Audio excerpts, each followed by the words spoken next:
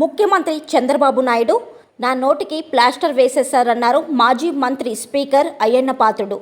గతంలోలా మాట్లాడడానికి కుదరదు, అధ్యక్ష అంటే చెప్పమ్మా అనాలి స్పీకర్ చింతకాయల అయ్యన్న పాత్రుడు అన్నారు. ఆయన మాటలకు కార్యకర్తలు ఫుల్ జోష్లో ఉన్నారు. సొంతూరు నర్సీపట్నంలో ప్రజలు ఆయనకి బ్రహ్మరథం పట్టారు.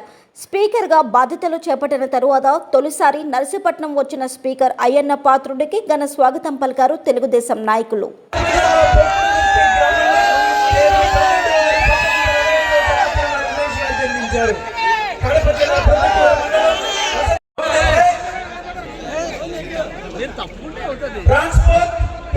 మన గత ప్రభుత్వంలో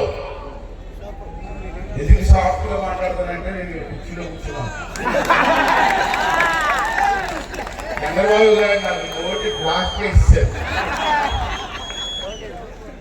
మామూలు ఇంత ముందుగా మాట్లాడడానికి నాకు అవకాశం లేదు. అధ్యక్ష అంటే ఏమమ్మా కుర్చీకాలు విలువది, రాజ్యాంగం పట్టమైన కుర్చీ అది. ఎవరికో కానీ అదృష్టం రాదు. ఈ రాష్ట్రంలో కొద్ది మంది ప్రతిభా భారతి, తల్లి సత్యనారాయణ గారు ఇటువంటి పెద్దలు ఎంతోమంది ఆ కుర్చీలో కూర్చొని రూలింగ్ ఇచ్చారు. నాకు చంద్రబాబు నాయుడు కుర్చీలో కూర్చోబెట్టారు. నా బాడీ లాంగ్వేజ్ గా కుర్చీ సరిపోతలేదు, అది బాధ నాకు.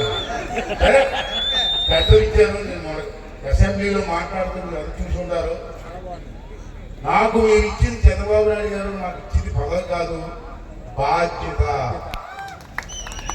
ఆ బాధ్యత కుదరా వేసుకొని నేను పనిచేస్తాను.